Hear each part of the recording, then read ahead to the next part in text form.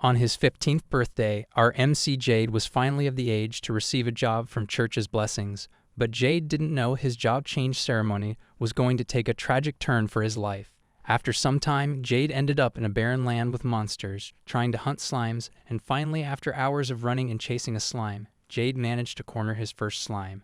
He was pissed to see that a lowly slime made him do all these efforts and waste his time, so without any delay, he swung his short sword at slime. The slime dodged it, and to his surprise, it wrapped around Jade's right arm to make his movements harder. Jade was caught off guard by a slime and didn't know what he should do now. While panicking, Jade saw a glimpse of his past life and recalled that he needed to have some confidence because he was the only novice in this world. He caught the slime and started pulling it with all the strength he could muster, even using his mouth to release his hand from Slime's grasp and throw it in the air. And once he got the slime in midair, Jade didn't miss this chance to take a clear stab at its mana core.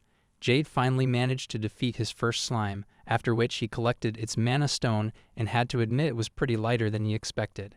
Jade opened the status window to make sure he got 1 skill point for defeating the slime. After confirming that, Jade jumped in joy and lay on the grass leisurely, because it means his theories about this world were right. Jade recalled a few hours ago he had to return home to inform his father about him failing the job change ceremony, and Jade apologized to him for disappointing him as a son. But his father didn't care at all about him after he failed, and told him he shouldn't have even bothered to come back home as an embarrassment as a novice.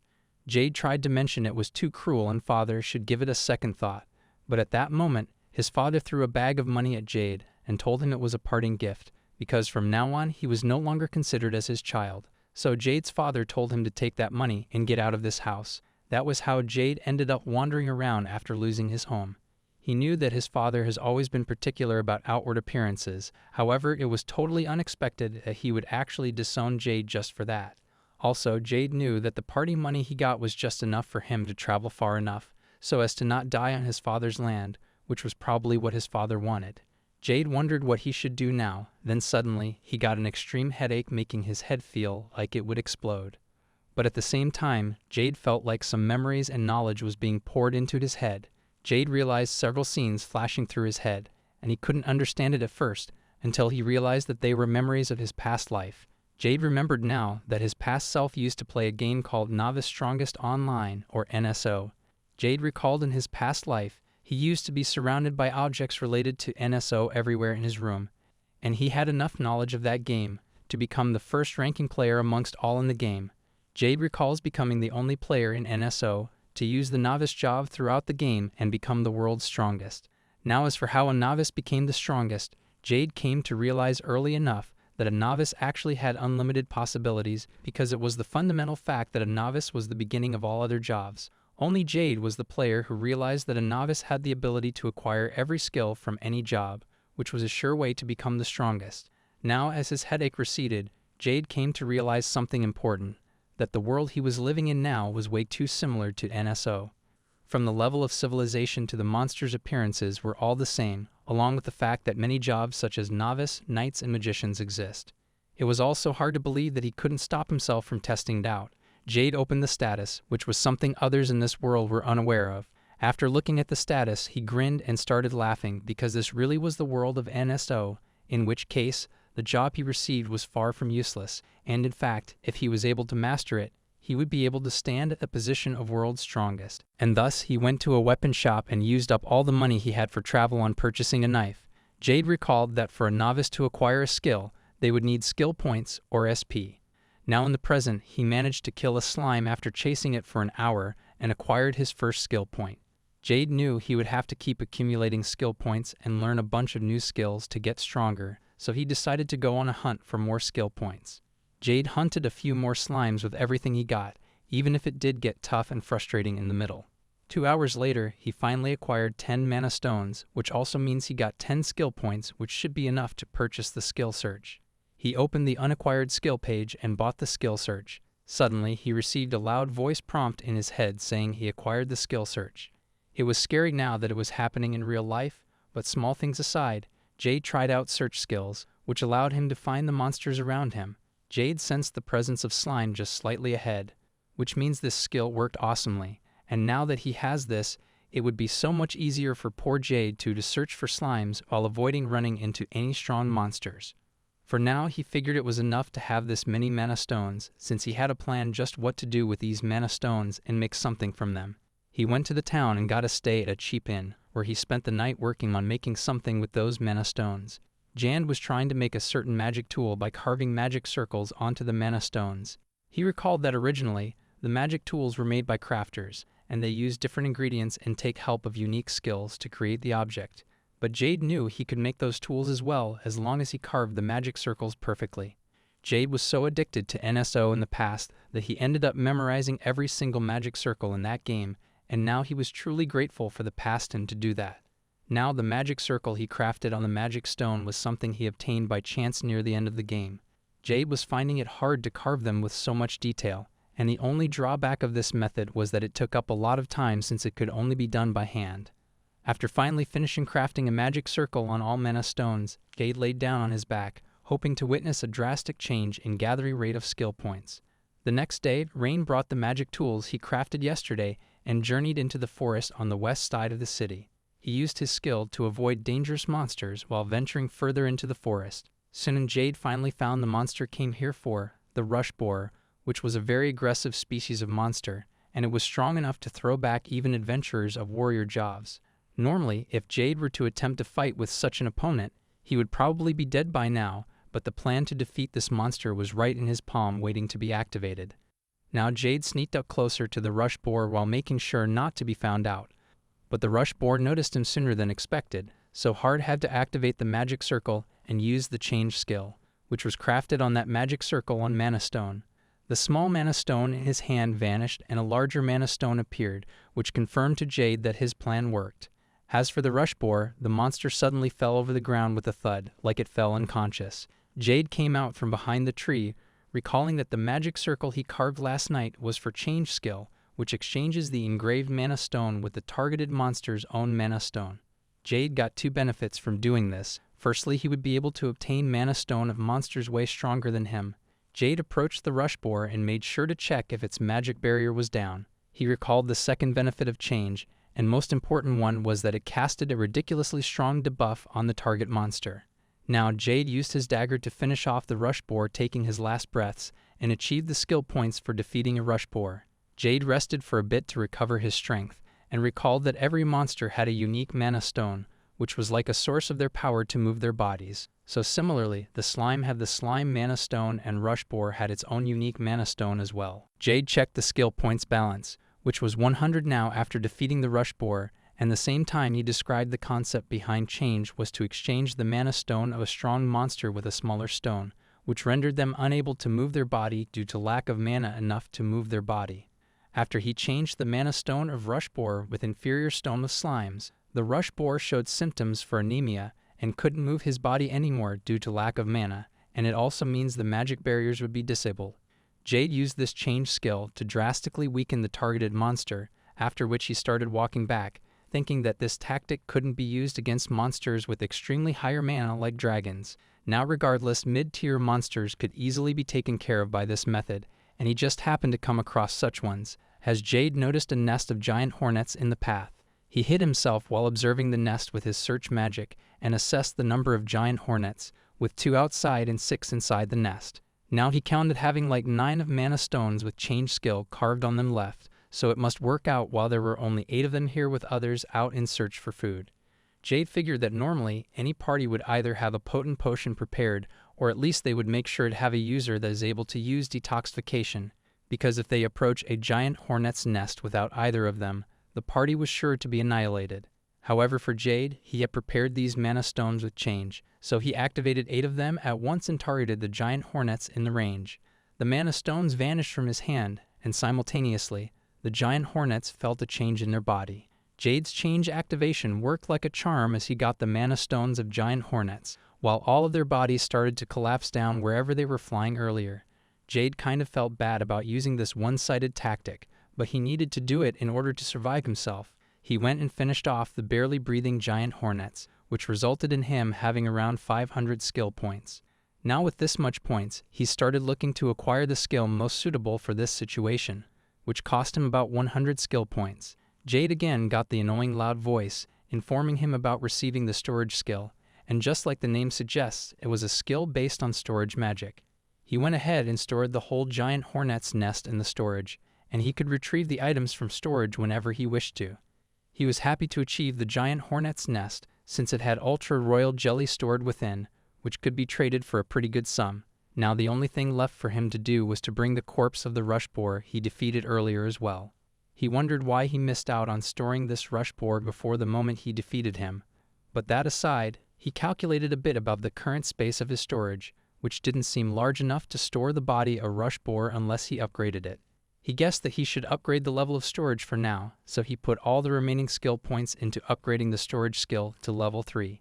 Jade was starting to get used to this process, and now he activated the storage magic again, which was considerably larger than before. Now he prayed for the dead monster and put it in the storage thinking it would surely become a worthy meal. After that, he figured it was about time he should return to the city and liquidize his assets. Jade headed to the Adventurers Guild to trade in the materials, and there he came across a board with a sign to head right from there if they wished to sell large-scale materials. Jade didn't recall seeing a place like this to trade in the game, so for now he just followed up and came across a large place where some large monsters were being dismantled for materials. Jade went straight up with his storage magic activated and asked the receptionist if she could purchase this rush boar off his hands. The receptionist was shocked, and she asked him where did he get that from, but Jade didn't think of a response and just replied that he got it out from his storage. But then he remembered that the storage skill he was using was a unique skill of a novice class, while usually other people in this world would need a magic bag to store things just like his storage skill. However, the storage sizes varied greatly between both, but he didn't mind revealing this storage magic. So while she looked at him suspiciously, Jade replied he just used storage magic, but she claimed to have never heard of it, which only made him look more suspicious. But then she gave up and asked Jade to show his adventurer's ID to her. Jade got nothing to say to her again, except that he didn't have his adventurer's ID yet, which surprised her, and she questioned how come a person who could defeat a rush boar wasn't even an adventurer yet. Jade replied he just started as an adventurer, so he was currently preparing for the exam of Adventurers Guild, as he thought he should get stronger before attempting it. She didn't get what he was going on about, because a person who could defeat a rush boar would be able to pass the exam with ease. Jade knew it was obvious of her to react that way, but he couldn't just tell her about change, since she wouldn't be aware of it either. He just stayed silent there. Then the receptionist sighed and agreed to buy the rush boar, but she wished he could at least register as an adventurer. Jade figured she was right about that, but he thought he needed to work on offensive and defense skills first. But then he remembered there might be something else he could do.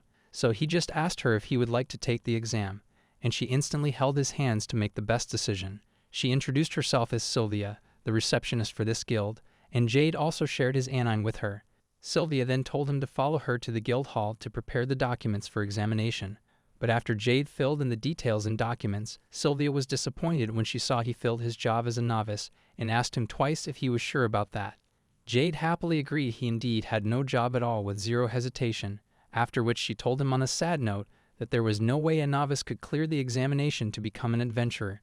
Jade mentioned having heard of some other method that allows monster subjugation with the company of an examiner, after thinking of which she nodded that there was a method like that. But she doubted Jade and remarked if he was really the person who defeated the rush boar, there was a chance he could pass the exam. Jade could see clearly that she doesn't believe him at all, but it didn't matter as she went to inform the examiner. After some wait, Jade was approached by the examiner, a huge guy with a scary face, and he asked Jade if he was the novice who got a death wish trying to attempt the adventurer's registration exam. Jade was intimidated by the size of the examiner, and he hesitantly finished the sentence that he indeed wanted to take this test. Now the examiner introduced himself as Rayman, and he told Jade if he were to get scared during the exam, he would protect him and defeat the monster in his stead. However, after getting a closer look at Jade, Rayman advised Jade to give up on trying to be an adventurer because he seemed too weak.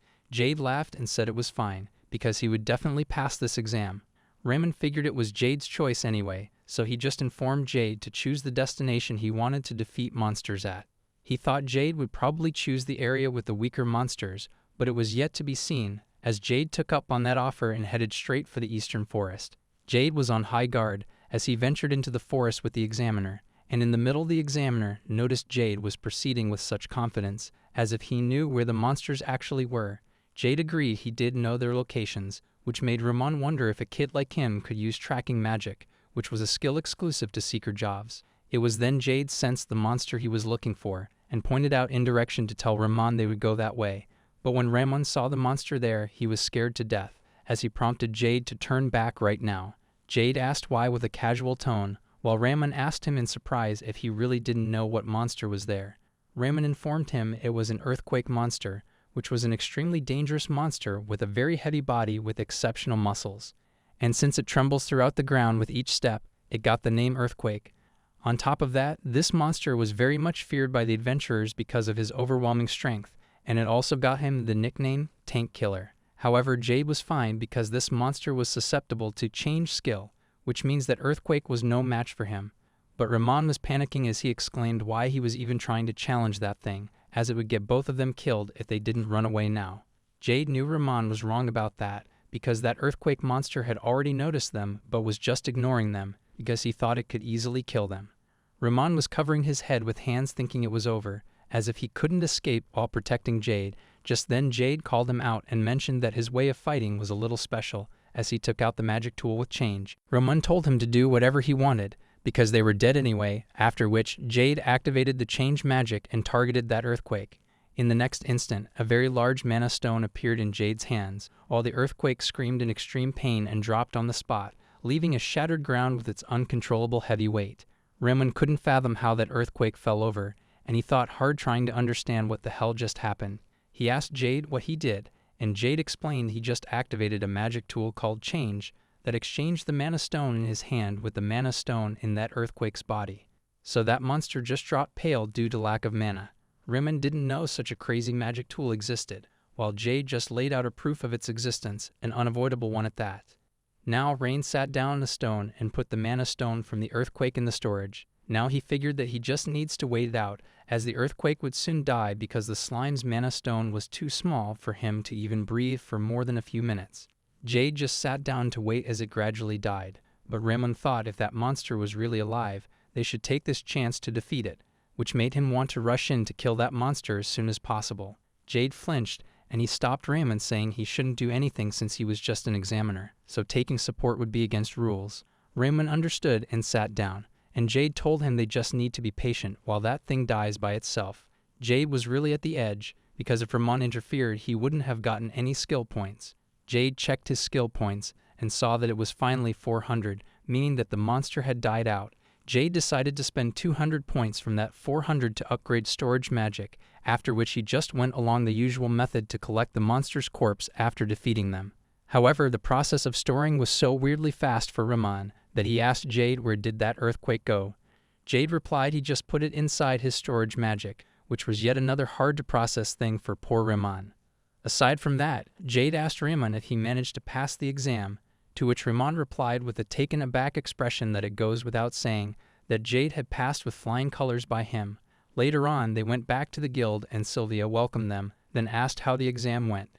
Rayman, who seemed to be calm and composed, suddenly bursts into excitement as he told Sylvia that Jade was the real deal, and he even recommended ranking Jade straight to B rank. Sylvia knew Rayman wasn't the type to make such jokes, so she didn't wait any longer to go and bring the guildmaster right away. Jade thought it was too much of a reaction, and there was no way the guildmaster would come to see registration of a newbie adventurer. But he was surprised when the guildmaster was really here, and the old man asked Rayman if he really meant to give that novice examinee a B rank. Rayman started explaining what happened during the exam passionately, after which the guildmaster thought deeply about it, before saying it was very hard to believe without any evidence. Rayman mentioned that Jade has that earthquake monster stored in his mysterious magic storage, so they got the evidence as well, and Sylvia confirmed Jade does have a storage magic like that. The guildmaster expressed wanting to take a look at this so-called evidence, after which they all went to the dismantling facility, where Jade activated his storage magic and asked everyone to step back a little because it was dangerous to be so close. Jade then brought out the corpse of the earthquake from the storage, which was so heavy that it shattered the floor of the dismantling facility. There was dust everywhere due to the impact, but Sylvia and the guildmaster's eyes were wide open in shock as he witnessed an earthquake really coming out. After that, Jade put his hand in storage and said he got something else too, as he took out the mana stone of the earthquake, which he obtained with the change earlier. Sylvia finally understood the cause of something, because when she saw the dismantling of Rush Boar from before, they couldn't find its mana stone, but instead there was a shattered stone which seemed to be replaced with it. The guild master was very intrigued by this strategy, and he acknowledged Jade's way of fighting. So now that he had enough evidential proof, the guild master didn't have any doubts and passed the examinee Jade, while promising maximum incentives for the materials he wanted to get traded in. After that, Jade received his adventurer's ID with rank E, and Sylvia explained that they were actually thinking of giving him rank B from the start, but the process of ranking depended strictly on the amount of contributions made. Hence, the maximum they could grant Jade right now was rank E. However, she got a good news along with it, that they in return granted Jade a rank of 3-star hunter, which was a unique system that allowed the adventurer to take missions above his rank with 1 star by passing 1 rank, which means Jade could practically take B-rank missions. Jade understood he was actually considered rank B in that case, which means the guild was surely looking out for him. He thanked her for that, then Sylvia mentioned there was more, and she gave him the money the guild paid him for the materials he brought today, which totaled to 410,000 pars. Jade was feeling blown away by such a huge amount of money, which broke down from 300,000 pars for a giant hornet nest and 130,000 for a rush boar, and it got deducted by 20,000 for the registration fee. Jade stored the money and thought he could take a breather for now with this much money, and he thanked Sylvia for everything she had done for him. Sylvia told him not to worry about it, and they would be awaiting his next visit. Jade left the guild and realized it was already the end of dawn, so he quickly went to hunt more slimes and carve more mana stones with the change symbol. The next day, Jade went to a certain spot with a strategy he prepared for today. He had 20 mana stones of change today, and also upgraded his search skill by 3 levels, so he activated the search skill, which looked through a wider range covering the whole forest until Jade found just what he wanted. He headed to a certain spot in the middle of the forest, and made sure there were many monsters like rush boars, giant hornets, and more. After that, he took out a slightly bigger mana stone than usual, and threw it in the sky after activating change skill. This time, the mana stone targeted various monsters around the whole area, and their mana started being drawn towards the mana stone with change. Jade seemed to be planning something different than usual, as suddenly, the mana stone started acting weird and unleashing abnormal magic into the atmosphere, while fading away itself into pieces. This created an abnormal magic activity on a large scale, and dark magic clouds appeared in the sky. At that time, some strange creatures in ghost forms of ghosts started surrounding Jade. They had a shape like that of wolves, and Jade knew these monsters were phantoms. Phantom was a wolf monster without a physical body, and it was immune to all physical attacks, and absorbs and converts most magic attacks, making it a very dangerous creature. However, since it doesn't have a physical body, the moment Jade uses change, their bodies would cease to exist once he changes all the mana stones of slimes with the mana stones of these phantoms. With this method, Jade managed to acquire an extremely rare mana stone of phantoms, which was also a high-quality item with the ability to replenish a human's mana. Jade stored the phantom mana stones into storage, thinking he would make a lot of money for sure by selling it. And as for the method of summoning these phantoms, Jade was intentionally creating a magic calamity, which is an event where phantoms were created. Jade created this magic calamity by activating a slightly faulty change tool, which ends up collecting mana from every being in the range, then disperse it at one place, resulting in a magic calamity. A magic calamity happens on very rare occasions, and whenever that happens, it ends up creating a completely different monster, which is a phantom. Jade managed to gather a total of 2,500 skill points just by defeating phantoms, and now it was finally time for him to invest his skill points into physical enhancement skill, and also martial arts skill, which just like name provided him a boost of both physical strength and improved his fighting technique, allowing him to fight with bare hands or with swords as well. Jade then upgraded these skills to level 4 right away, which finished up all of his skill points. After that, he hunted another rush boar and used faulty changed mana stones to create the same situation and summon 7 more phantoms. He used all the skill points acquired in this to upgrade physical enhancement to level 7, martial arts to level 6. He wondered how strong he would become after this, so he went to a large boulder and kicked it with his skill activated. Jade ended up kicking the boulder like a ball that went flying high in the sky and fell down, creating a bit of destruction in the forest. Jade didn't expect it to be that overpowered, and he knew it wasn't something a human was supposed to be capable of. Now Jade wished to fight with a strong energy before heading home, and on the way he came across just the right target, a shadow wrestler.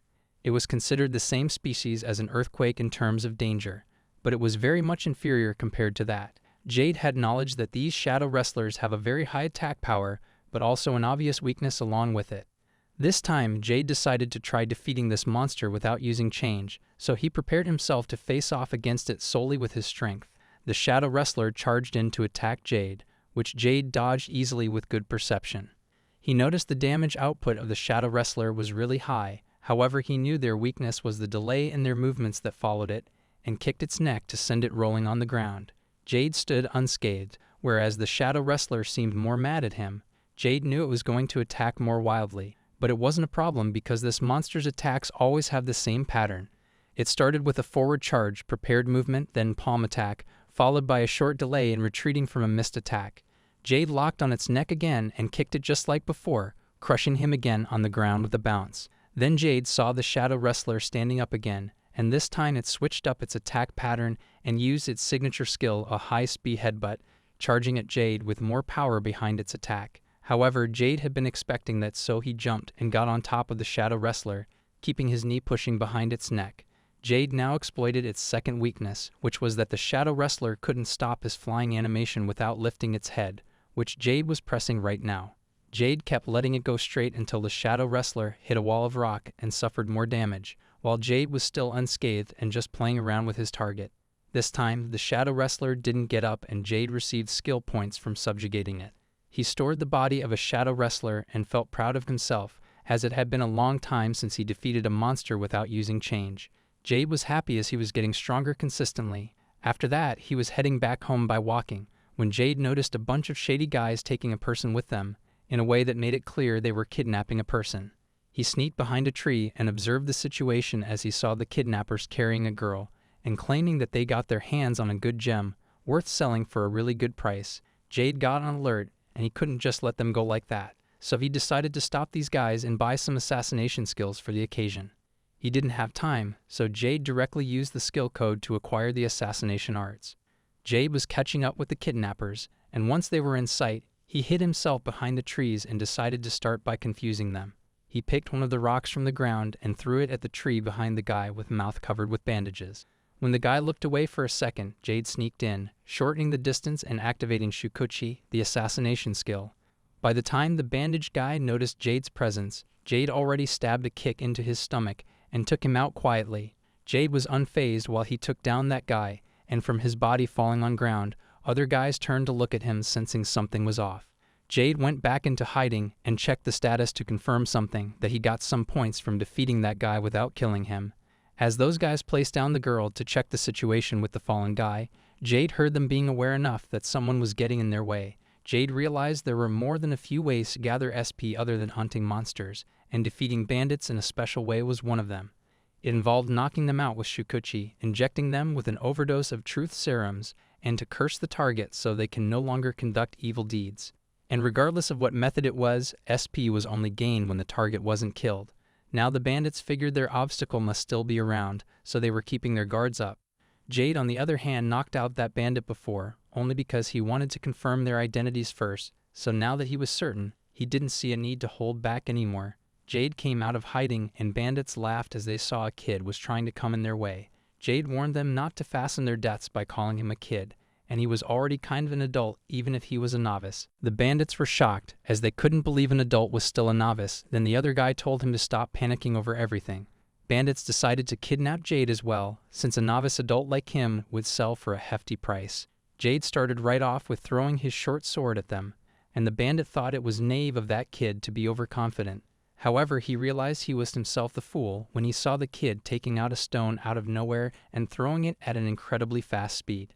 The bandit couldn't even dodge the stone, and it hit straight at his face, making him bleed to death. The last bandit was pissed off, and he attacked Jade next with an incoming fist at his face. But Jade remained calm and composed as he used martial arts skill to dodge the blow efficiently, and that bandit's fist ended up hitting the ground. Jade followed up with a punch straight at that guy's face, knocking him down right on the spot as he hit a tree. After seeing the state of that bandit, Jade was a bit taken aback by the amount of power he himself had. But that aside, he checked the girl's condition, and it looked like she was just unconscious. Jade untied the rope on her hands and legs and decided to sit by her side to wait until she woke up. Jade wished to use heal magic on her, but he didn't have enough SP for that now, leaving him thinking if he could do something else. It was then he saw some monster eagles coming his way to attack him, But he couldn't have been luckier in this situation, as he used the changed magic stones on those power eagles and they fell down from the sky almost immediately. After killing them, Jade figured the timing couldn't have been better as he collected the mana stones of power eagles and used the skill points to acquire heal skill. Jade used healing on the girl, after which she slowly opened her eyes and woke up, asking where she was. Suddenly, she saw people lying around the place and jumped at Jade from being startled.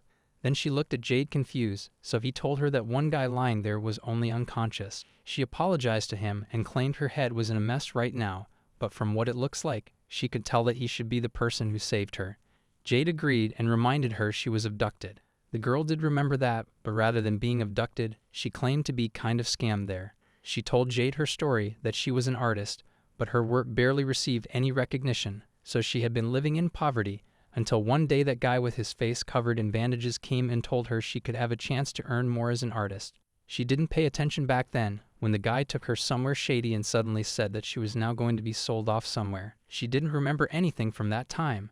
Jade was impressed to hear she was an artist and asked what she specialized in, to which she replied by showing her tools while telling him that she was a sculptor, and despite how she looks, she was confident in her skills. Jade didn't expect she would be a sculptor, so without any delay he asked her if she would be fine with working for him. She was surprised to be invited out of the blue and asked him to be more specific about what he wants. Jade giggled as he apologized to her and explained to her that he was a newbie adventurer and that he needed a lot of magic tools in his adventures. She was enchanted to hear a person could create magical tools by physically carving them, but unfortunately she didn't know any magic circle. Jade assured that would be fine, since he got samples for her to refer to, as he could redraw most types of magic circles. She could tell he had some amazing memories there, while for her, she was barely able to make a living. This might be a great opportunity for her, but she wasn't sure she could really do something like this even if she wasn't a specialist. Jade told her the reason he wanted to hire her was because the magic tools he needed could only be mass-produced if they were carved by hands. Jade explained to her that usually, a crafter would need a lot of rare materials to make magic tools, but it would be awesome if she could just carve them perfectly. Gina thought she might be of help to him in that case after hearing Jade ask her if she would like to try it. In response, she replied that she did owe him for saving her life, so she really wanted to help him out as well. Jade liked the sound of it, and he looked forward to working with her. Jins looked forward the same, and they shook hands on their newfound bond. Now Jade decided to do something he almost forgot before, which was to talk about her salary. He put the bandits in storage while asking her if she was okay to wait to talk about her salary until he trades in the goods he has earned today. Gina flustered and replied she was good with any amount as long as it would satisfy a minimum standard of living. Jade decided to talk later about it in that case. Then he looked at the bandit which he just knocked out instead of killing like others. It was then he remembered something and told Gina he got a request for her right away. Jade wanted to track all the other bandits, so he asked her to carve something on a mana stone. Jade drew the pattern on a paper for her reference and showed her the magic circle to craft on one of the mana stones he got from Power Eagles. Gina took out her sculptor tools from her magic bag right away and started making the magic circle as Jade asked her to. Jade was surprised she carried a table and all those tools with her, and after a few minutes of him waiting, Gina informed him she was done. Jade was shocked because that was too fast and hadn't even been 3 minutes yet, and to top it off, Jade was amazed because the magic circle came out perfect. He thanked her for carving it out so perfectly, after which he asked her to move to a safe place because it was a bit risky to be around if the activation for it fails. Gina listened to him, while Jade knew there was no way something of this quality would fail. He just didn't want Gina to watch the process of him putting that magic tool inside the body of that bandit. Jade was feeling nervous, but he had to do this and placed the mana stone right above the heart. Jade worked with much focus and lastly sealed the wound with a little healing. The magic tool he just planted in the body of that bandit was the Curse of Anti-Guilty, which was a curse that prevents a person from conducting evil deeds. Jade thought it would have been fine if this unconscious bandit was killed just like the other two, but he wanted to check if there was some larger human trafficking network behind that man. So this magic tool would also work as a bait to track them all. He was really impressed by Gina's sculpting skills because she finished it in a very short time. He thanked her for the work and said the magic tool activated without a hitch. Gina was glad it went well, after which Jade would have preferred to go back to the guild, but he requested Gina if she would help him out with some slime hunting first. Later on, he went to the guild reception and filled up some papers. Rayman asked him what was up, and Jade replied he just returned after completing his transaction at the dissection facility. Rayman asked out of curiosity how much did he make, to which Jade replied he made about 4 million pars, which shocked Rayman so much that he dropped the barrel in his hands. Rayman asked him what the hell did he sell them to make that much amount of money, to which Jade replied he just sold a rush boar, a shadow wrestler, and also like 15 phantom cores, which were 3 million pars alone. Rayman was astounded to hear about phantom cores, and moreover to hear that Jade defeated them was just absurd. Jade claimed it was just by chance, but Rayman had heard that phantoms were harder to come by compared to dragons. In the end, Rayman admitted there was no end to Jade's surprising stories, so he just picked up the barrel and went on his way thinking about those 4 million pars. After that, Gina asked Jade how long it took for him to collect the goods he sold earlier. Jade replied it took him a single day, which put her mind in a hard-to-believe dilemma, and she thought that would be enough for her if she got even 10% of that amount in a whole month. Jade thought she must really have had a hard life, after which a girl, Mika, came saying sorry to keep Jade waiting. She was the person in charge of investigating the bandits' matter, and she asked Jade to come and take a seat. She informed him they didn't find any stolen goods on those bandits, but she told them it was okay for them to retrieve if there was something stolen from them. Gina found her hat in those things, good for her, and now moving on to the matter, Mika marked the spot on map where Jade ran into those bandits. Jade confirmed the place and said there were 3 of them, among which he knocked out one of them and cursed him to be unable to commit evil deeds and left him there. He used his search magic to check where that man was, and it seems that guy had yet to move from that spot, meaning he hadn't awakened yet. Mika was impressed to hear more amazing things about Jade, which made Jade wonder how she knew his name. Mika claimed to have heard of a great deal of his activities from Rayman, including the fact he was able to defeat an earthquake with a single finger. Jade felt a little shy to be praised like that. Then Mika returned back to the main topic of the bandits and let Jade know that she would be requesting his aid for tracking in future, and his reward will change depending on the bandits they would come to find. Jade agreed to that task, which marked the end of his day, and he went to an inn to request 2 additional rooms there and also rented a workshop for Gina to work. However, he asked Gina if she was sure about doing the work today, since she must be tired, but she was fine because for her it would take only 3 hours to carve 60 magic circles Jade requested from her. Jade happily gave her 60 mana stones of slimes to work on them, including one of Power Eagle, and also handed her the reference image for the magic circles she would have to carve on both types. Gina carefully observed the mana stones to start her work, and Jade was glad to see her being focused like that. Now he was about to give her space, but then she called him out to thank him for saving her life today. Jade told her not to worry another that, and just like that, it turned out to be a long day as the first day after he became an adventurer. Next day, Jade went to the workshop and knocked on the door, but when he received no response, he checked inside and found Gina sleeping peacefully after completing her work. She seemed to be happily sleeping, and Jade could tell she must be tired to have slept in the workshop. Then he looked at the mana stones which had properly carved out magic circles on them, and amazingly, all of them were of the same quality. Jade put them in a bag and decided to use them thankfully because she put a lot of effort into it. After that, he went back to using his change skill to farm some skill points, and currently he had like 69 change magic tools, with 1 area menace tool.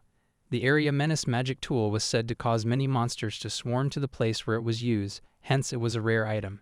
Jade planned on using it to summon more phantoms and gather skill points more efficiently, but suddenly he remembered that he had forgotten the most important thing, a faulty change stone. Now he would have to start by preparing mana stones needed for that faulty stone, which might make him later than expected. Jade looked around the forest and ended up discovering a scale, which gave off the magic reaction similar to rush boars. Jade wondered if there would be a strong monster here, and at the same time, his doubts were confirmed when he saw a fish jumping from the water aiming straight for the Power Eagle in the sky. It was a super rare fish called a divine arrow, and after hunting the Power Eagle it went back to water. Jade didn't expect to find something so rare out here, so he quickly used a change magic tool with slime stone on the divine arrow fish and completely hunted it down with the same strategy. Jade put the Power Eagle in his storage, while for the divine arrow, he performed some dissection on it first. Jade figured he would have to get it processed to use it. Then he sensed a monster was close. Jade opened his status and acquired a skill called Crescent Blade. Jade wanted to try out that skill right away, and the target turned out to be another shadow wrestler, which had yet to notice him. Jade decided to kill it in 1 blow, so he properly gripped on the divine arrow and swung it straight aiming at the shadow wrestler, while activating his skill Crescent Blade. The powerful blade power slashed through all the stones and trees in its range and went on to hit the shadow wrestler. The shadow wrestler tried to dodge the crescent blade at the last second, but it was too late for him, as the blade chopped off its limbs like butter. Jade himself was shocked by the amount of damage he unleashed with a single strike, which happened because the sharpness of the divine arrow was just amazing. On top of that, the skill crescent blade he used was a skill that sends out a slashing shockwave, and since it was still a level 1 skill, for that to have so much power means the divine arrow boosted its power. However, Jade knew using a corpse like this was not an option in the future, so he would have to process the material into a sword. He planned on having Sylvia introduce him to a good blacksmith later, but before that, he stored the shadow wrestler's body and decided to use the mana stone of divine arrow to create the faulty change tool. And rather than going back to have Gina carve it, Jade decided to just carve one here himself. After he was done, Jade didn't feel much impressed by his carving, since compared to Gina's carvings, it looked bad, but it didn't matter since he wanted to use a faulty change after all. Now the only thing left was to put the plan into action, so he activated the area menace and quickly went into hiding because it could be dangerous. Jade sat down on a tree and waited for 10 minutes, after which he could see why the use of this magic tool was banned in the game. There were dozens of monsters from small to larger ones gathered around the area menace tool, starting from giant hornets covering the mana stone, rush boars, wolves, and there were even species including sky monsters and underground ones. Now the next step was to activate the faulty change magic tool, so he activated it and threw it in the middle of the gathering of monsters. The change stone glowed brightly, and it started drawing out the mana of all the monsters present here, leading it to be imbued with overflowing mana.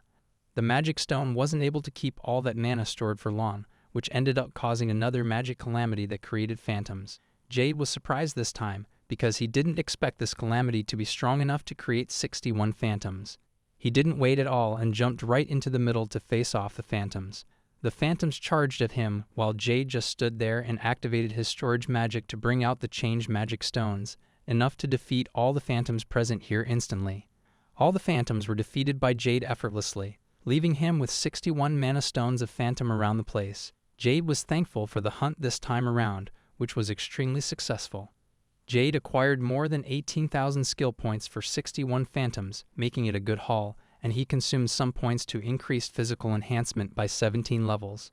After that, Jade brought out a stone and mustered up strength to throw it to see how powerful he got.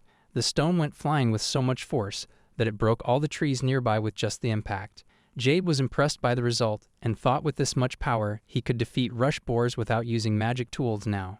Now as for the remaining skill points, he decided to buy a skill that goes along with martial arts well, the Eye of X. This skill allowed him to see through the opponent's movements by being able to see their blood vessels, with the help of which he would be able to immobilize the target just by attacking on weak points.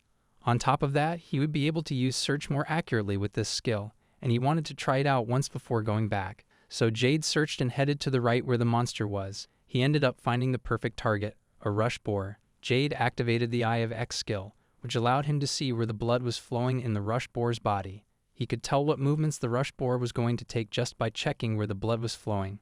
Jade carefully observed the rush boar and quickly rushed at him, then changed his movements by one step to the left in the opposite direction, which threw the rush boar in confusion and resulted in losing its balance. Now Jade targeted its left leg first and kicked it directly to hinder its movements. The rush boar indeed took considerable damage, and while it was already having a hard time walking, Jade followed up with targeting its legs, then kicking its calf to stop its movements for a while. After that, he brought out a divine arrow from storage and used the Eye of X to pinpoint its neck. Jade then used the crescent blade to cleanly cut the rush boar's neck, leaving a clean slash even in the ground. From this battle, Jade confirmed the efficiency of the new skill and also checked his strength and skills, which means today was a really progressive day. Then he almost forgot to collect the mana stone from Rush Boar's body, after which he used the remaining SP to upgrade his search skill. After that, he went back to the guild, and this time, Sylvia was surprised to see Jade defeating a Rush Boar without using a magic tool today, and also he managed to cleanly sever its head, which was a very rare for anyone to be this precise. Jade remarked he just happens to have a skill that allows him to see the weak points of the target, and Sylvia couldn't help but be surprised by Jade's unusually crazy arsenal of skills. Now speaking of crazy, she mentioned if he was going to say that he hunted more phantom cores today as well. Jade flinched and claimed that was just a lucky day before, while he knew that giving her phantom cores right now would surely bring out a more shocking reaction than before. So he had to keep the phantom cores to himself for now, although Jade figured he could show her what else he found out. Sylvia was astounded as she witnessed a divine arrow, which might not be as rare as a phantom, but it was still a legendary fish. Jade told her he would like to have it processed into a weapon, so he wanted to know if she knew any good blacksmiths around here. Sylvia was bummed, as she mentioned there was only one blacksmith who could process divine arrow, but there seems to be something more to it. Jade headed out to the workshop of the blacksmith, Verg, and just from one look at the place he could tell this was it. He recalled Sylvia's worried expression as she mentioned Verg was a really good blacksmith, both there was one issue. Jade was hesitant after hearing that one issue was Verg's personality as he entered the workshop. The blacksmith Verg was there in the workshop, and his face seemed to tell he was the type to get mad easily. Jade requested for an order to process the divine arrow into a sword, and Verg knew full well how rare it was. But he didn't know how a kid like Jade managed to get his hands on it. Jade asked him if he could request for a sword then, to which Verg replied he was the only one who could process it. However, Verg seemed to have a change of mind when he turned around, while Jade thanked him for accepting his request.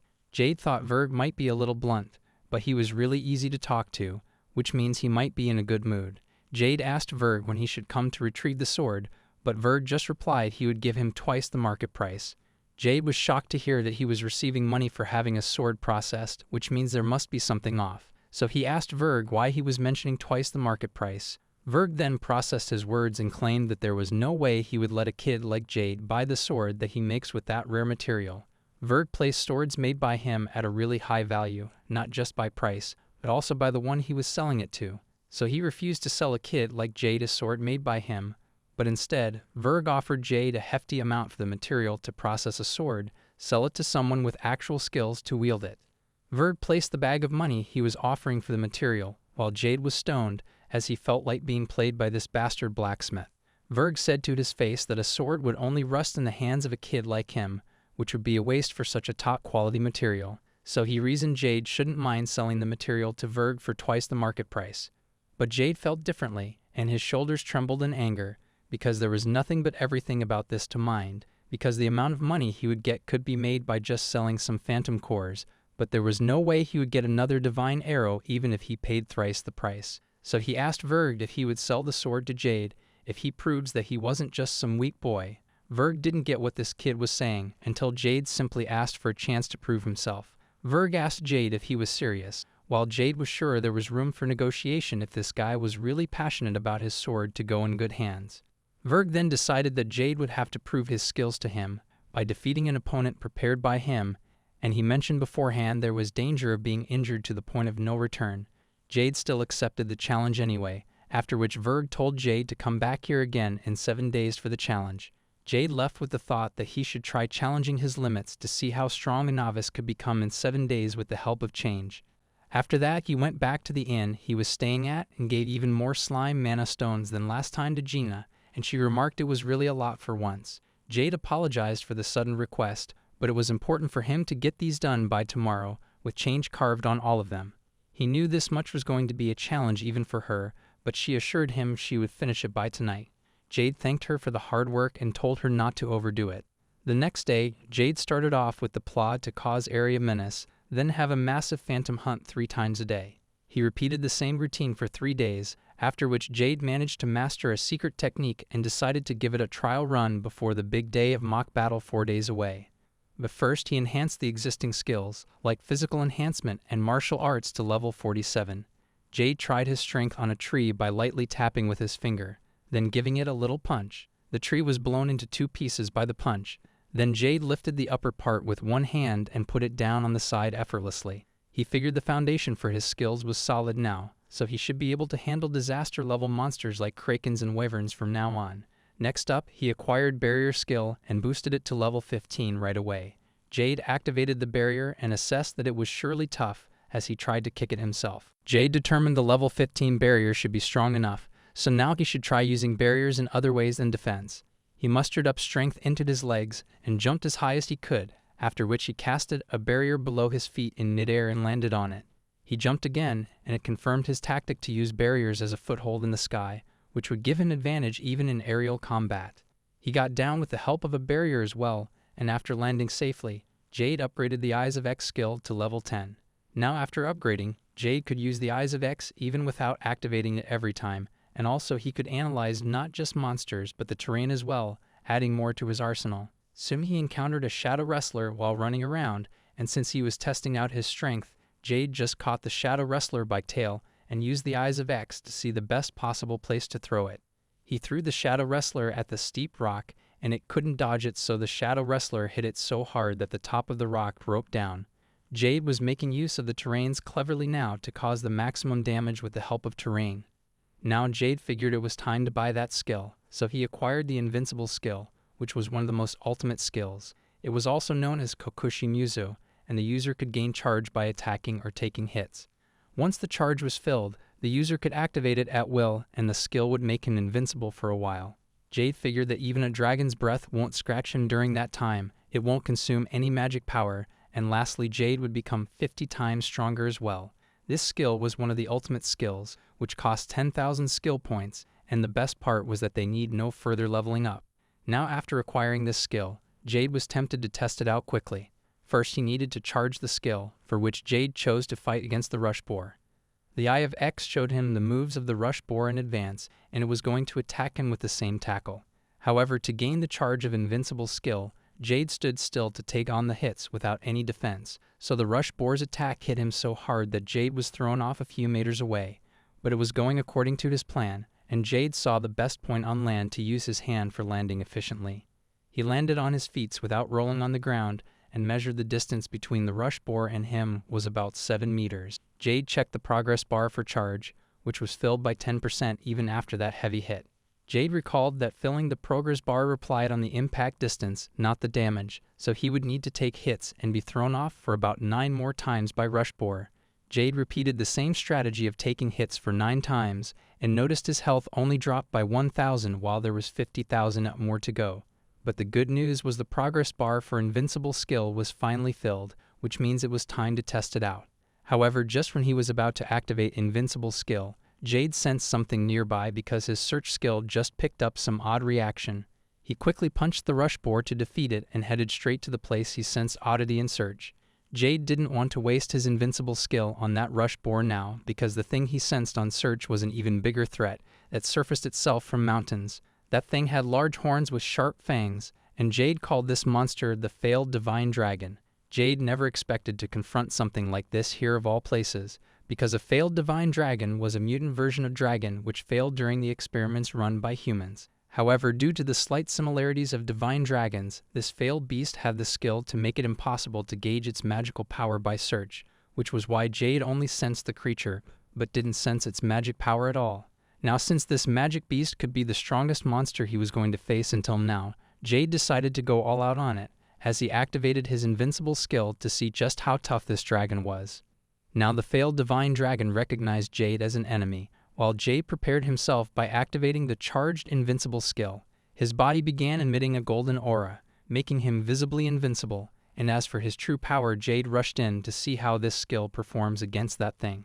Jade jumped up from the ground and directly kicked the divine dragon's fangs, which broke down from the powerful impact from his kick, revealing the eye of the dragon that was present behind its mouth. The failed divine dragon screamed in pain before locking its claws into the ground where Jade was standing. Jade stopped its claws with one hand, and with the help of the Eye of X, he saw through the weak points to target its claw. Jade attacked those points so hardly that one of the 4 arms of the dragon was blown away. The dragon was being pushed back one-sidedly by Jade in his invincible form, and Jade could see it was kinda easy to defeat this thing easily without using any secret moves. He was about to go all in with just raw power, and the failed dragon also prepared its abnormal fire breath. Jade wanted to try taking that hit directly, but it would blast him away from here and waste time left for invincible skill activated, so he decided to face the dragon's breath with his barrier magic. The failed dragon unleashed the faulty dragon's breath. Jade strengthened his barrier to see if it would last against that. Jade kept standing against the dragon breath, and cracks started to form in the barrier. Once the dragon's breath subsided, the ground around the barrier was shattered, while Jade's barrier managed to withstand all the dragon's breath. Jade was standing tall like an overpowered MC, while the failed dragon was out of attacks. Jade took this chance to use the barriers as a footing to attack the dragon's jaw from below, and one more attack of his made the dragon collapse back. After that, he grabbed the dragon's tail and throwed its whole body into the sky, leaving it prone to long-range attacks. Jade followed up with crescent blades aimed at the dragon's arms, chopping them off in the process. The failed dragon was left with 2 legs and a tail, and before it launched any desperate attack, Jade casted another barrier to use it as a footing to increase the speed of his fall and stomped right into the center of the dragon's belly. It caused a massive reaction, destructive enough to shatter the ground along with the failed dragon. Jade jumped to move to a further spot and take an overall look at the situation. The failed dragon was finally defeated, and just in time before the effect of invincibility wore off. Jade knew if he couldn't make it in time, he would have used the secret move he had been keeping up his sleeve. Now defeating the failed dragon gave him a flat 2,000 points, which was too low without any consideration for its strength just because it was a failed dragon. However, he figured the resale value should be decent, so Jade used the storage to store the dragon's body. But it failed due to overcapacity, so Jade upgraded storage by 10 levels and put the dragon into it. He wonders how Sylvia women react when she sees this dragon, and that aside, 3 days later he was checking his status to see the skill points he collected over the past few days. He had 142,900 skill points saved up, from which he acquired another skill called Technique Collapse and upgraded it to level 10. It was a skill that nullifies enemy magic, which would surely come in handy because his opponent for the challenge must be someone who wants that divine arrow sword badly too. Jade planned on getting any skill by code if he ever needed to in the battle, and before going there, he charged up his invincible progress charge to max to make sure he won't lose this battle. He was all set to head to the battle now, so Jade traveled to the blacksmith's workshop on the day of the challenge. There he saw Verg with a swordsman, who seemed to be one he will have to fight against. Verg was amazed to see the kid didn't back off from the challenge and actually showed up. He told Jade this was his last chance to back out. Jade didn't need it and asked straight up where the battle would be taking place. Verg was surprised by the kid's confidence, and he informed him there was a practice arena some distance behind the workshop. Jade understood and followed Verg on the way to the arena. Jade, Verg, and the swordsman went through the path in the middle of woods, and in the midway the swordsman asked Verg if he was really supposed to duel this kid, since it seemed way too easy. He didn't get how a kid could even take down a divine arrow in the first place. Verg skipped the answers and told him to just win this battle, since he was a B-rank adventurer. Jade could hear them, and it was pissing him off, but it couldn't be helped since novices don't change physically no matter how strong they get, so it was normal for them to not see his true strength. Jade assessed that since that swordsman was of B rank, he might be as strong as him when he was assigned the rank E with 3 stars, equal to B rank. However, he did expect him to be stronger, since that guy was closer to a rank already, whereas Jade was just a newbie. He found it hard to gauge his strength for now, but it should be fine since he has been honing his skills ever since he was recognized with B rank status. And besides, Jade also possessed the legendary invincible skill, so he was confident he wouldn't be losing this battle in any way. Soon they arrived at the arena, which seemed too big to be owned by a blacksmith. The swordsman was impressed by the size of the arena. Then Verg told them the story behind this area, as it was owned by his family for many generations, and sometimes Verg loaned it for nightly duels. Now Verg gave a wooden sword to the both challengers for the mock battle, and Jade looked at it observantly for a minute. Swordsman asked Jade to take a look at his exclusive sword swing as he moved on to show off his sword skill to Jade in hope to frighten him before the match. Verg was impressed by that slash and thought he would win this one for sure, while the swordsman looked at Jade and asked him if he got it now just how much difference there was between a B rank and a E rank. He told Jade it was his last chance to back out, but the shocked expression on Jade's face didn't come from the fear. But he couldn't believe his eyes that a guy like this swordsman, who most likely piggybacked on a strong party to rank up, would be fighting him.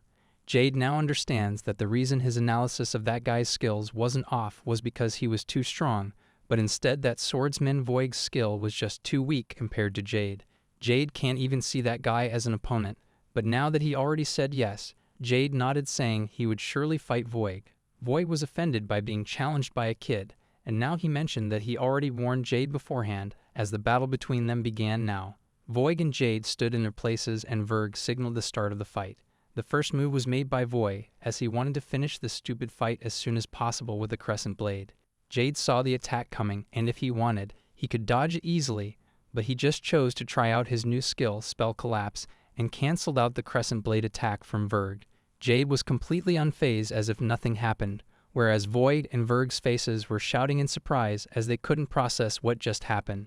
Jade was disappointed by that weak attack, and he kind of hoped it to be a trap or some big attack, But it was nothing, so he just used groundbreaking skill to move so fast that he looked like he teleported right beside Voig. Jade then drew his sword at Voig's neck to declare that he should have won by this move now. Verg and Voig had still not processed how a kid could defeat a B-rank swordsman just like that. Voig refused to believe it and demanded a rematch, which made Jade angry because he just won all fairly. Jade told Voig no matter how many times they fought, the result would be the same, but Voig claimed Jade was just lucky there. Jade was unfazed by his foolish words, until Voig offered to pay for the sword if Jade wins the next match. Jade found this interesting and agreed to a rematch if Voig was that insistent about it. Whereas, Verg also thought they should have a rematch because Jade must have used underhanded measures that even he couldn't see. Now, Verg was looking at Jade more carefully after he told Voig to keep up his spirit and go all out from the start. Jade needed a flashy win this time to leave no room for doubts, so he decided to use that skill. Jade asked Voig beforehand if he would also cover the arena repairs since he decided to go flashy this time. Verg's pride took a hit and he told Jade to do as he liked and he won't be charged for repairs at all. Jade was glad to hear it from the owner himself, so now they prepared to start their rematch. Voig thought that this kid had the skill to cancel out the crescent blade, so this time he would just close in and strike him. But to his surprise, Jade started giving off a completely different aura as he activated his invincible skill, unleashing a golden light that spread all around him filled with extremely strong magic power. Both Verg and Voig could feel goosebumps from Jade's aura, after which Jade put down his sword into the ground. Voig tried to understand why Jade dropped his sword, whereas Jade focused all his strength and legs and stomped his right foot onto the ground. The impact was so powerful that Jade shattered the ground of the whole arena, which caused the ground beneath Voig and Verg to disappear into cracks. The destructive power shook the whole arena and ended up causing damages to the walls as well. Once the situation calmed down, Jade looked around casually and saw a hand coming out of rocks asking for help. Jade went to the voice asking for help and assisted Voig come out from being trapped under the rubble. Voig was shaking in fear after witnessing that, while Jade turned to look at Verg for a reaction. Verg covered his face with hands and ran off in fear from Jade. Jade was surprised enough by that reaction that he deactivated invincibility while thinking what would happen to the sword he was getting now. Jade stood there for some time, seeing Voig sit there on the ground as if he was wronged by Jade.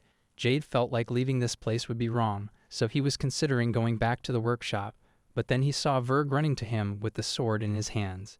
Verg gave him the sword which was rightfully Jade's now, and Jade realized that Verg didn't run off after all back then.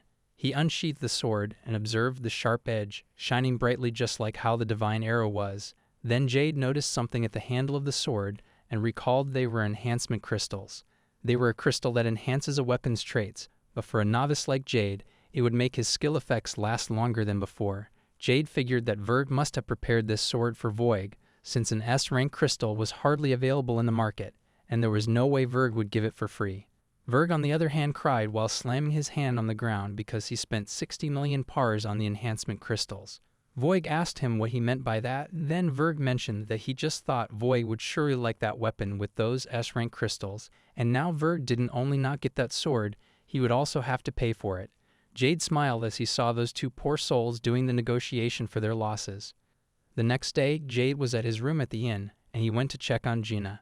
He saw her sitting on the table reading a book. He didn't expect her to be awake, but there she was, ready to work on anything that Jade needs to be carved out. Jade told her there was no work today, but he came here to give her something in a bag. She asked what that was, to which he replied it was her salary for working so hard. Gina was surprised because she only worked for a week this month, and Jade responded he just decided to pay her for work right away. He told her the payment for this week was 200,000 pars, prepared in gold coins to save space for her. She was shocked by the amount of money she earned in just a week, while Jade felt like it might be low considering how much she earned, so he assured her the pay for a month would surely total around 800,000 pars.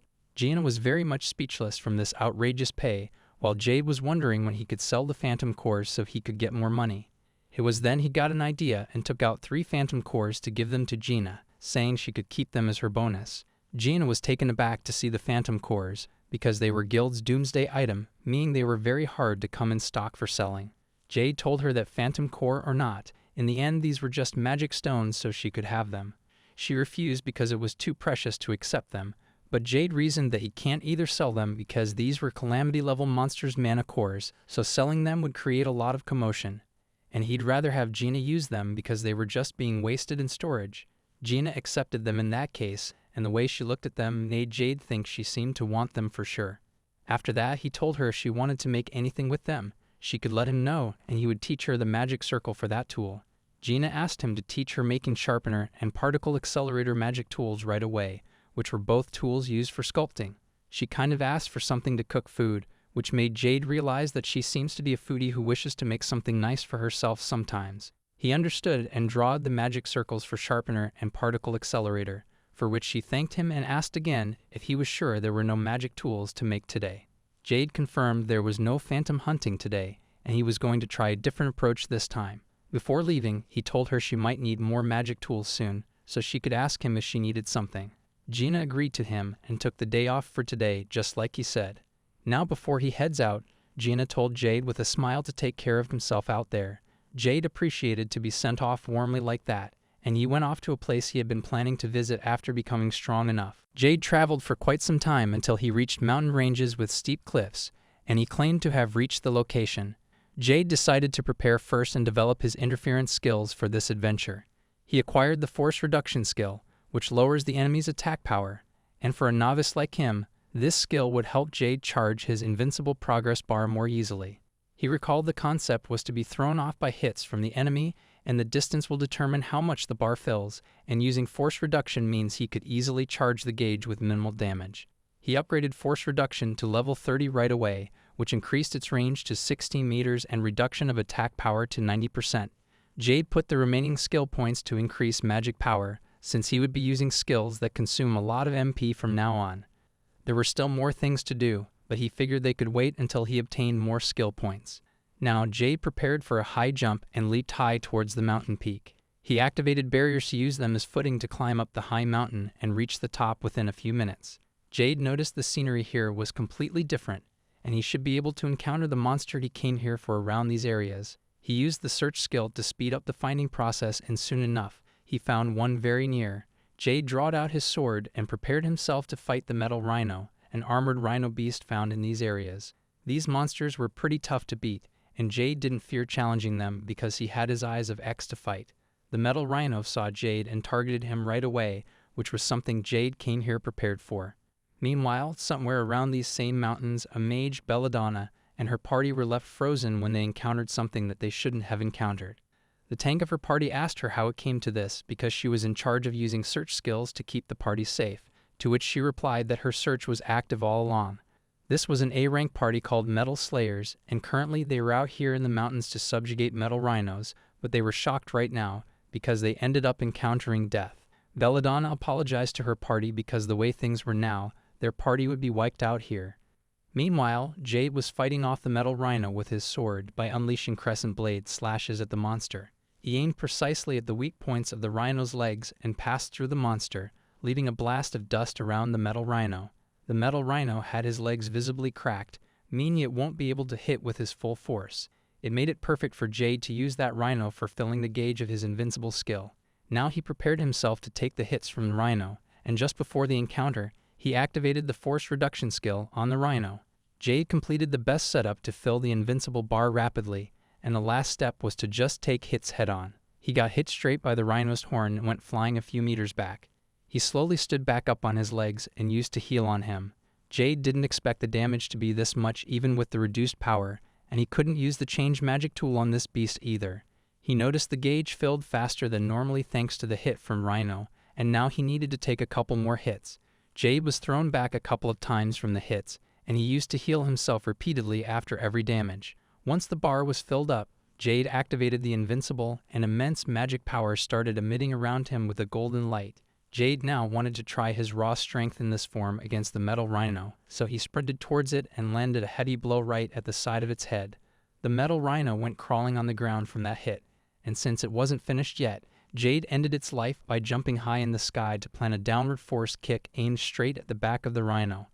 The rhino screamed in pain, while Jade kept up maintaining the force in his kick until the metal rhino was completely bent from middle and died.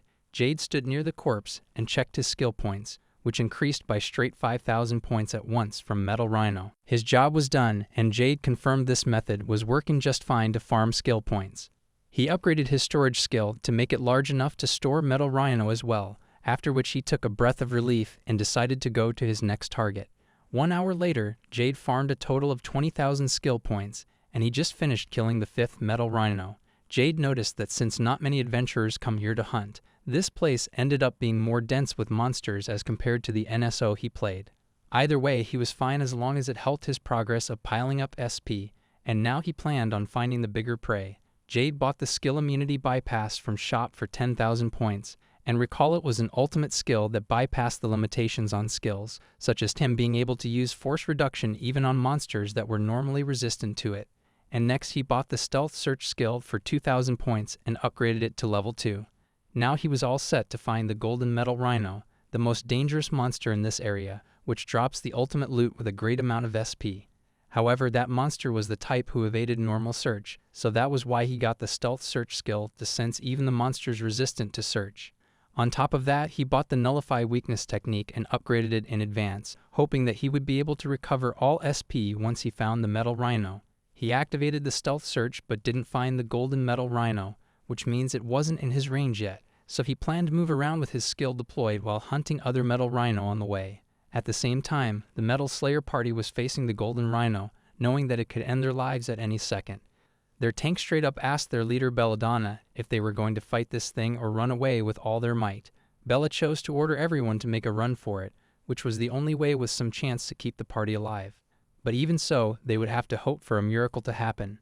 The tank was in a tough spot because he wanted everyone to survive this, so he decided to tell everyone to split and run with all their might to escape, while he would play the tank and act as decoy here.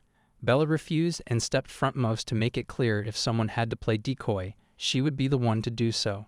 The tank asked her what she was planning now, to which she replied that she was the one who would be able to buy them the most time as a decoy, and more than anything, she believed that this situation was entirely her fault, so she begged her party members to abide by the decision she took.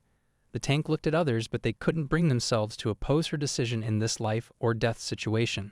The tank was sorry that he would have to put Bella at the most risk, and once she gave the signal to run away, her memories from that point onward were a bit chaotic, fragmented, and blurred. She remembers vaguely from that moment every spell she unleashed scattered like a radiant spark in the air, and the next vague memory she had was of the tank being hit once by the horn of the golden rhino dragon. And the next memory was of the golden rhino heading towards her as the embodiment of death itself, and in that moment, one hand reached out in front of her to apply a barrier. In that moment, she captured the image of the boy who showed up to save their lives with a sword in his hands. The golden metal rhino tackled into Jade's barrier, and this image was set in Bella's mind vividly. Jade's barrier shattered just when it absorbed the whole impact from the golden metal rhino's attack, and she couldn't believe her eyes. Whereas Jade remarked that was a close call, and even a novice like him would have been a dead meat if he were to fail there. Bella was surprised to hear this boy was just a novice, because novices were supposed to be weak. However, this novice here just stopped a golden rhino's attack with a barrier, which shouldn't be possible for a novice to cast.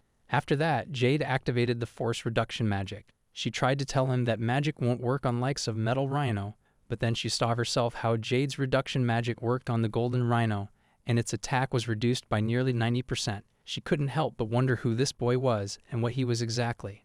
After that, Jade observed the golden rhino building strength in its legs, so he knew a charge was coming. He knew that even with force reduction, his current barrier couldn't handle the next strike. But that was fine with him, so he casted the barrier anyway, so that he could lower the damage and take it upon himself to use the same strategy as against the metal rhino. Once the golden rhino charged close, the barrier shattered at the encounter, and Jade took the rest of the damage upon himself to fill the gauge of the invincible bar. He coped through this pain because it was the only way to defeat this tough monster, after which Jade activated the Eye of X to see the best spot on ground to minimize the fall damage. Jade landed on his 2 feet and prepared to take on the next attack of the metal rhino without getting a chance to take a breath. At the same time, Bella was worried for him equals, because even with the reduced attack power, she knew he would be severely injured at this rate. However, Jade suddenly activated the invincible ability, which seemed to have its bar filled with last hit. Jade was now in complete form of invincibility, and Bella observed the golden light emitting from his body. She didn't know the complete details, but one thing she was sure of was that she was witnessing a miracle firsthand. Jade stood strong with his sword pointed at the golden rhino this time, and he felt lucky to be able to encounter the golden rhino on the very first day of his hunt of metal rhinos. He kicked his feet off the ground to jump high above the rhino while dodging its tackle and landed on its back. After that, Jade placed his sword vertically at the center of golden rhino and unleashed a powerful strike with 50 times more power than normal. The metal rhino screamed in pain, and on the outside, it might not have seemed hurt. Jade knew it was coming, and just like he expected, the golden rhino spilled blood from its mouth and dropped dead on the ground. Bella, who was watching the whole fight from behind, was extremely happy to witness Jade really take it down. The golden rhino was lying down, while Jade went to take a look at it from close. He knew that his crescent blade wouldn't have been able to pierce this body of golden rhino, so in the last attack, he used the martial art penetrating strike, which targets the inside body of the prey. Jade had caused massive damage to the inner organs of the golden rhino, which caused it to die from feeling something like an earthquake within its body. Jade recalls this was a popular tactic when it was first implemented in the NSO game, and now the best part about hunting golden rhino was that its outer shell was made out of orichalcum. Just then, Bella went and held Jade's hands to introduce herself and thank him for rescuing her and her party's life. Jade introduced himself back after, and he was glad she wasn't hurt. Now she mentioned it might be presumptuous of her, but she had a request to ask him to help out her injured party members. Jade asked her if that fine standing man behind was her party member, referring to the tank of her party, whom Jade healed before helping Bella. The tank, a geyser, was relieved to see Bella was safe because she was the one who took most risk out of everyone here. She was also relieved they didn't lose anyone in that hopeless situation, after which Geyser thanked Jade for saving them by bowing his head. Jade told him to raise their heads, and he was fine with the materials he got from the golden rhino. And moreover, Jade claimed he just happened to be nearby while looking for a golden rhino. Geyser and Bella were astounded to hear that he was searching for the metal rhino, and their reactions made him feel like he just spoke something he shouldn't have.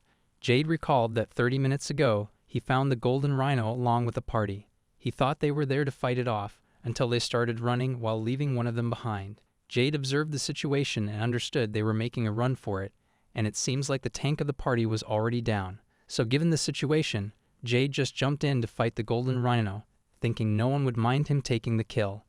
But again, Jade just claimed that him getting here was truly a stroke of luck, and he found them the same way. Geyser and Bella couldn't believe his words at first, but it didn't matter because they were the lucky ones to meet an adventurer who could take down a metal rhino. Geyser then mentioned they were an A-rank party specializing in metal rhinos, so he assured Jade that the guild would surely reward him for saving them. He even asked him to accompany them to the guild, and Jade didn't mind going back if it was to receive some reward, so they decided to head back down the mountain. On the way back, Jade was walking in front of everyone, when Bella thought something and mentioned to Jade if she could ask him something. Jade asked her what was up, to which she replied it was about the fight earlier, that among the metal-savvy adventurers, the golden rhino was very well known to resist everything, and even when she hoped for her magic to work and rumors come out false, all her magic attacks were disrupted and nothing worked on it. But she remembered Jade's force reduction worked on the golden rhino, so she wished to know how exactly he managed that.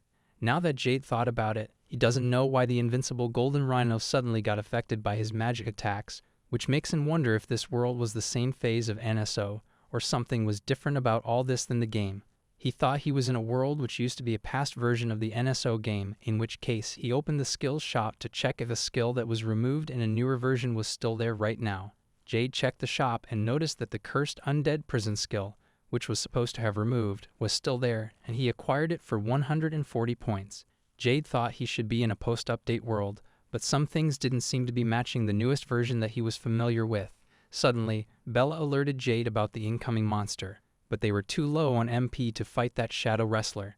Jade decided to give his new skill a shot, as he activated the parallel jail spell on the shadow wrestler, which formed a magic portal-type thing of its head. The shadow wrestler was confused by the prison, and suddenly he was dragged into the prison. Geyser and Bella didn't understand why that shadow wrestler vanished, while Jade unleashed a crescent blade slash right under the place where prison magic was. Just before the slash reached there, the prison threw out the shadow wrestler from within, and suddenly, the shadow wrestler was chopped right in front of their eyes, while the monster himself didn't even realize when he was cut clean in two parts. Bella's party was left speechless, and they began asking Jade what move did he use just now, and Jade just described that he used a skill called Parallel Jail, which would have worked on the golden rhino as well.